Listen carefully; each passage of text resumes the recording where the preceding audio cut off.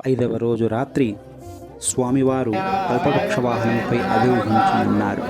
మానవుని యొక్క అచంచలమైనటువంటి కోరికలు తీర్చేటువంటిది ఈ యొక్క కల్పవృక్ష వాహనం.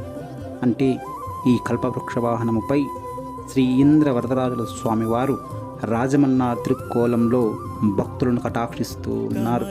అంటే ఇక్కడ చెట్టు దగ్గరికి మనం వెళ్ళామనుకోండి, అది నీడను ఫలాలను అందిస్తుంది. అదేవిధంగా భగవంతుడు అనేటువంటి ఒక చెట్టును మనం ఆశ్రయించినట్లయితే ఆయన మనం అడగకుండానే, అంటే స్త్రీ పురుష పండిత పామర వర్ణ వర్గ ధనిక పేద విచక్షణ లేకుండా ఆశ్రయించిన వారందరి కోరికలు తీర్చేటువంటిదే ఈ యొక్క కల్పవృక్ష వాహన సేవ.